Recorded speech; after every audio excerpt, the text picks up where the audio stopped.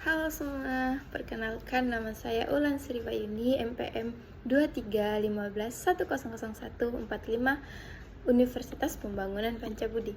Baik, di sini saya akan mempresentasikan hasil wawancara saya yang berjudul Penyusunan Laporan Keuangan UMKM AJP Kosmetik berdasarkan SAK EMKM. Studi kasus pada UMKM AJP Kosmetik Medan. Sebelum saya memulai presentasi saya, nanti di akhir presentasi saya akan memaparkan video wawancara saya secara langsung bersama Ibu Lina di toko AJP Kosmetik milik ya. Baik, saya akan memulainya. Abstrak.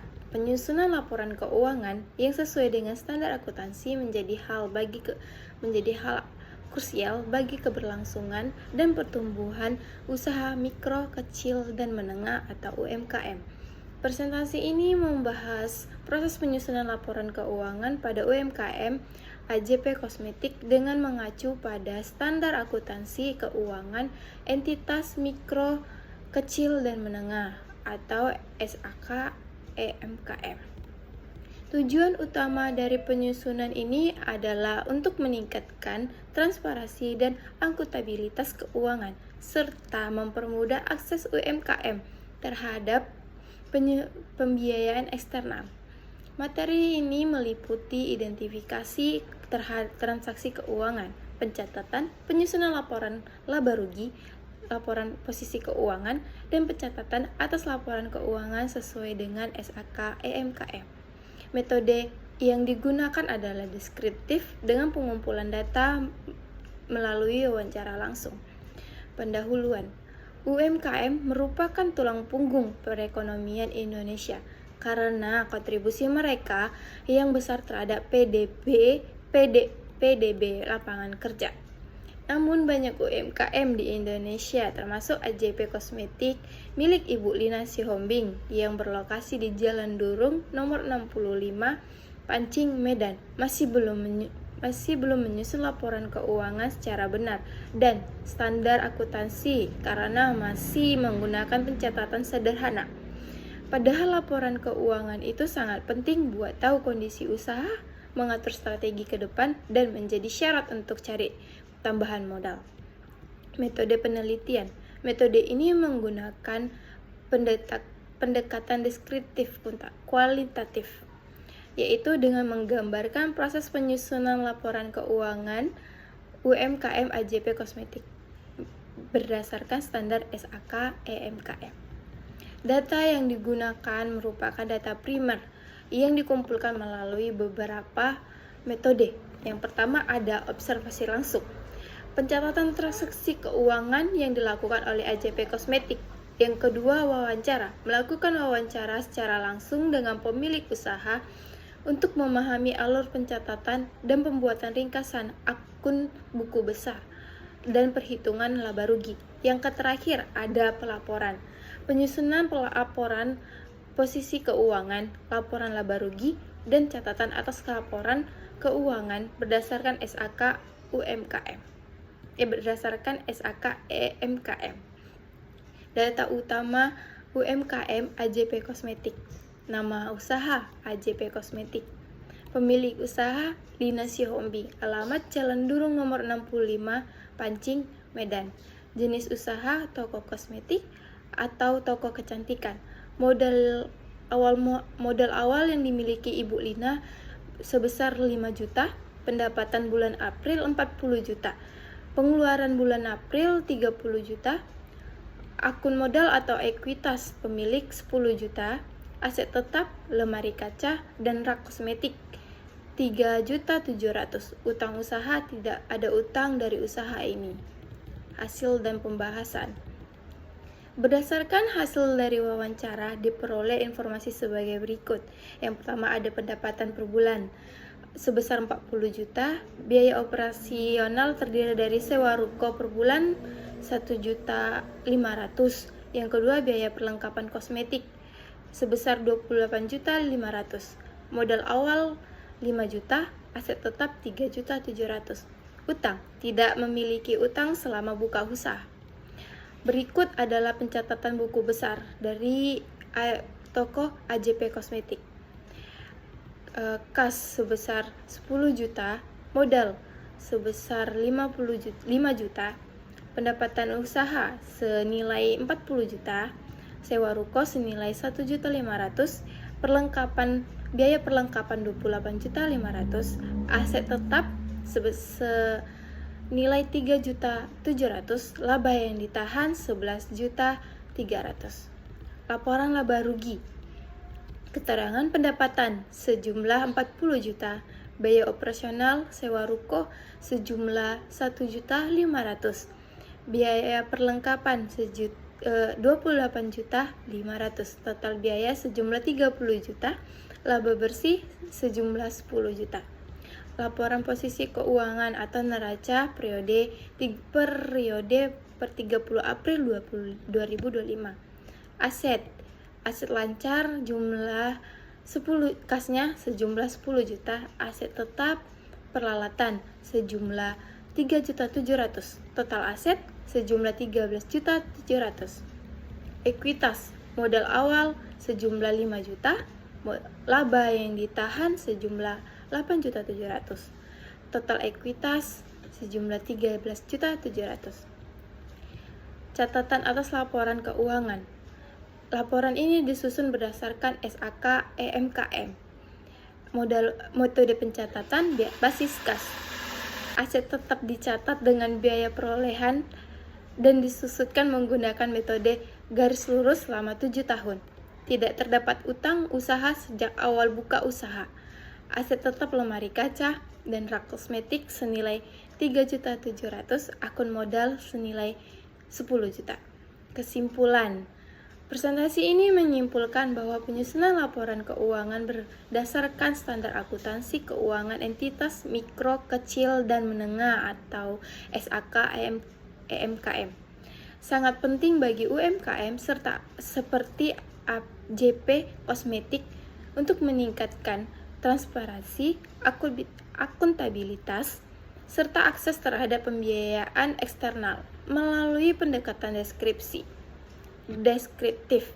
Laporan ini berhasil menggambarkan proses identifikasi transaksi, pencatatan sehingga penyusunan laporan keuangan seperti laba rugi, neraca, dan CALK sesuai standar. Hasilnya menunjukkan bahwa AJP Kosmetik memperoleh laba bersih sebesar 10 juta pada bulan April 2025. Tanpa memiliki utang usaha, penyusunan ini membuktikan bahwa meskipun menggunakan pencatatan sederhana sebelumnya, UMKM tetap bisa melakukan pelaporan keuangan profesional dengan bimbingan dan penempatan yang tepat. Sekian hasil presentasi saya ucapkan terima kasih. Bye-bye. Sebelumnya, perkenalkan nama saya Eleni dari Universitas Pembangunan Pancabudi. Di sini saya mohon izin melakukan wawancara untuk memenuhi tugas kuliah saya yang kebetulan temanya di sini bersama dengan usaha pengalaman bersedia yang saya wawancarai. Kita mulai yang pertama. Bisa kakak ceritakan secara sekilas awal buka usaha ini dan awal mula pada tahun berapa usaha ini berdiri? Mulai dari tahun kuliah ya. Awalnya kuliah itu jual, kalau tahu produk Oriflame. Nah dia tuh yang pakai katalog itu. Jadi aku jualin ke teman-teman kuliah. Pas aku tawarin ternyata mereka minta request beberapa produk lain, jangan cuma Oriflame aja. Jadi inisiatif. Dari situ aku udah mulai jualan beberapa produk lah yang diminta sama teman-teman kan.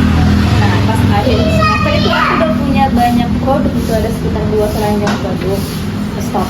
Jadi pas aku lulus kan sekalian nunggu CPNS nih ceritanya, karena aku mau pendidikan.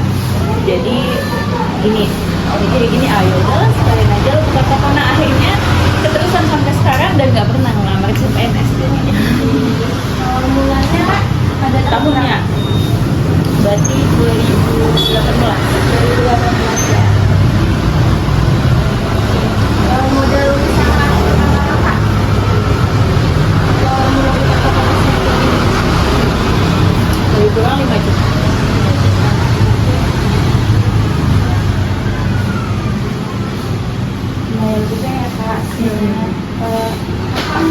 karyawan di sini apa sendiri ya?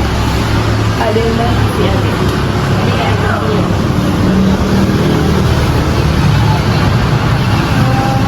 Apa pendapatan kakak selama sebulan berapa kak? Kemudian pendapatan bersih. Kotor aja lah ya. Pokoknya omset bulan.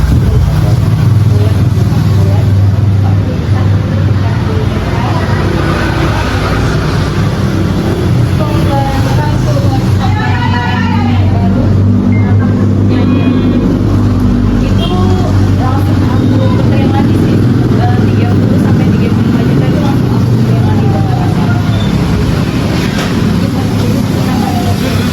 Enggak sih, 30 sampai 35.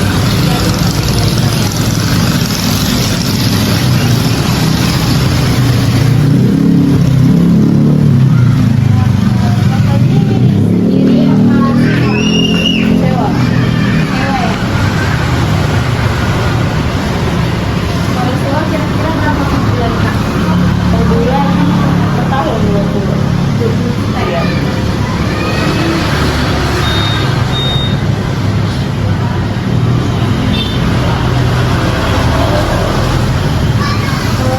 Biaya sehari-hari apa ada dari Enggak, enggak. Kebetulan kan suami aku kerja, jadi biaya sehari-hari kan suami lah.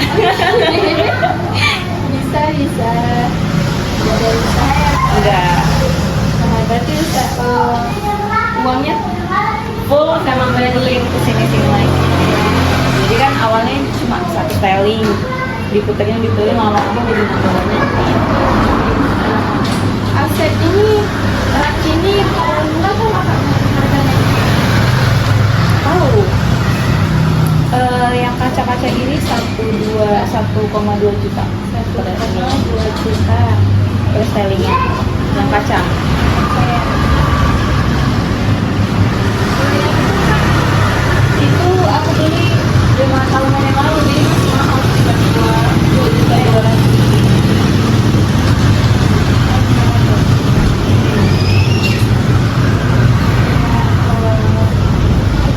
Ada yang lain? Banyak sih. kalau dewa dan usaha ini Enggak, karena kan memang unit usaha ya itu tadi kan pisah sama suami, jadi emang untuk ini full untuk tahunnya sendiri. Oke, pertanyaan yang terakhir nih ya. Kalau mau tahu nih, sejak kamu buka usaha dari awal sampai sekarang, kamu apa membeli apa saja dari hasil ini atau investasi apa saja? Kayak pertama kan barangnya banyak nambah kan, yang awalnya modal 5 juta mungkin sekarang ini ada sekitar 80 jutaan kan, itu kan udah istilahnya nambah banyak kan. Terus nabung lah Ya, kayak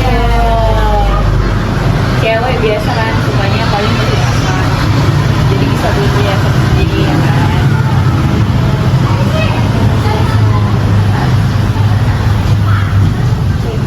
Oke Kak deh, sepertinya itu sudah cukup untuk memenuhi tugas kuliah saya.